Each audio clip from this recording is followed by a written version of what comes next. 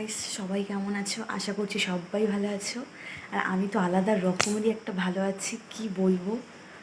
আজকের দিনটা সত্যি একটা স্মরণীয় দিন। আজকের দিনটা খুব ভালো একটা দিন, খুব আনন্দের একটা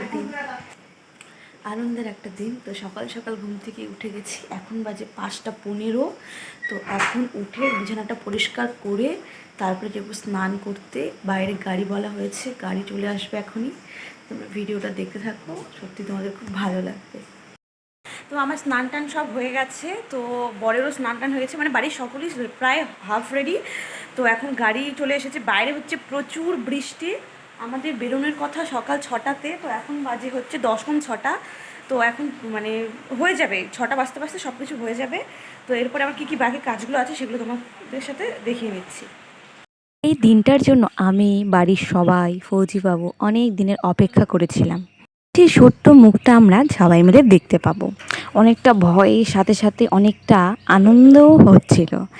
আর যেহেতু প্রথমবার ওটি এক্সপিরিয়েন্স, তার জন্য কিন্তু আমাকে ভগবানের শরণাগত অবশ্যই হতে হতো। তাই স্নান টান করে সব কিছু একদম রেডি হয়ে আমি কিন্তু আজকের দিনটা আমার কাছে অনেক স্পেশাল একটা দিন। আমাকে তো ডক্টর কিছু খেয়ে যেতে না করেছে, শুধু ওষুধটা খেয়ে যেতে বলেছে। তো আমি এখন শুধু ওষুধটার জলটা খেয়ে তারপরে বেরোবো। টাটা।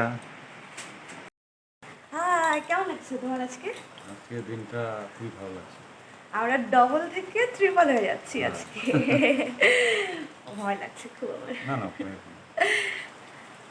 অনুভূতিটা সত্যি অন্যরকম একটা অনুভূতি। জানি না কেমন লাগছে, কি হবে, মানে কিছুই বুঝতে পারছি না। তাও যতটুকু ক্লিপ নিতে পেরেছি, জানি কিছুই করতে পারিনি, তাও একটুখানি যতটুকু তুলেছি সবটাই তোমাদের সাথে তুলে ধরছি, যাতে সারা জীবনের স্মৃতি হয়ে থাকে। আর এতটাই বৃষ্টি হচ্ছিল, মানে খুব বৃষ্টি হচ্ছিল, তাই আমরা কিন্তু দেখো আমাদের বাড়ি চলে এসেছি মাকে আর বাবাকে তুলে নিতে। বাড়ি থেকে আমরা 4-5 জন মিলে যাচ্ছি। আমরা ওই আমার শ্বশুরবাড়ি থেকে যাচ্ছে 4 জন, আর আমার বাবার বাড়ি থেকে 2 জন যাচ্ছে। রাস্তাতে এতই বৃষ্টি হচ্ছে, দেখো কিছুই বোঝা যাচ্ছে না। আর আমাদের যেহেতু সকাল 7টার দিকে ভর্তি হতে বলেছিল নার্সিংহোমে, তাই যতই ঝড় বৃষ্টি হোক না কেন আমাদের তো টাইম মতো যেতেই হতো। তাই সবাই মিলে যাচ্ছি।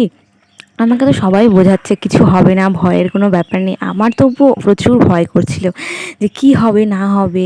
এত দিনের অপেক্ষার অবসান ঘটতে চলেছে। এই দিনটা একটা সত্যি স্মরণীয় দিন, যেটা একটা মেয়ের জীবনে সব থেকে আনন্দের দিন। তারপরে দেখো চলে এসেছি নার্সিংহোমে। তারপরে এখানে কিন্তু সবাই অফিসিয়ালি যে কাজগুলো আছে সেখানে কিন্তু অফিসিয়ালি কাজগুলো দেখে নিচ্ছিল। আর বর কিন্তু ফর্ম ফিল আপ করে নিচ্ছিল, যেটার ফর্মালিটি আছে পালন করার জন্য, সেটা কিন্তু করে নিচ্ছিল। তারপরে কিন্তু আমার অ্যাডমিট হবে। এদিকে আমার তো এক বুক ভরা টেনশন নিয়েই আমি বসে রয়েছি আমার মার পাশে। আমার মা আমাকে সাহস দিচ্ছিল, কিন্তু একদিকে আনন্দও লাগছিল, আবার একদিকে ভয়ও করছিল। তো যাই হোক, আর কিছুক্ষণের মধ্যেই হয়তো আমাকে ওটিতে নিয়ে যাবে, কারণ ফার্স্ট ওটি আমারই হওয়ার কথা ছিল। তারপরে দেখো আমি অ্যাডমিশন হয়ে গেছি, এখন লিফটে করে যাচ্ছি উপরে। আর এখন উপরে যাওয়ার পরেই কিন্তু আমাকে দেখো ওটির জন্য রেডি করে নিয়েছিল, কারণ আমার ওটি ছিল সকাল 9টা। সবার ফার্স্ট ওটিটাই আমাকে করানো হবে। ওটি করার পরে দেখো আমার অবস্থা, এটা ওটি করার পরে 3 না 4 ঘন্টা পরে আমার যখন শরীরে একটু একটু বুঝতে পারছি যে আমার কিছু একটা হয়েছে। কারণ যখন আমাকে সি সেকশন করেছিলেন তখন হয়তো অবশ করে নিয়েছিল সারা শরীর। তো যাই হোক, এখানটাতে কিন্তু সবাই আমার সাথে দেখা করতে এসেছিলো। ফৌজিবাবুর সাথে আমি হেসে হেসে কথা বলছিলাম, কারণ আমার খুব লজ্জাও করছিল, আনন্দও লাগছিল, ভয়ও করছিল। আর ওটিতে কি হয়েছিল না ছিল আমি সবটাই বলছিলাম বরকে, যে আমার সাথে এরকম হয়েছিল, আমাকে এটা করেছে ওটা করেছে। তারপরে জানি মানে যেটা হয়েছে সেটাই আমি বলছি। আর এখানে কিন্তু আমার সোনা পুচকুটা কিন্তু ঘুমাচ্ছে। আর যেহেতু ভিডিও করার মতো কেউ ছিল না, বা আমিও ভিডিও করার মতো পরিস্থিতিতে ছিলাম না, এটা হচ্ছে 3-4 দিন পরে হসপিটালে, কারণ আমাকে 5 দিনে ছুটি দিয়েছিল। যখন আমি একটু বসতে পারি, উঠে বসতে পারি, তখন কিন্তু এই ভিডিও ক্লিপটা করে রেখেছি।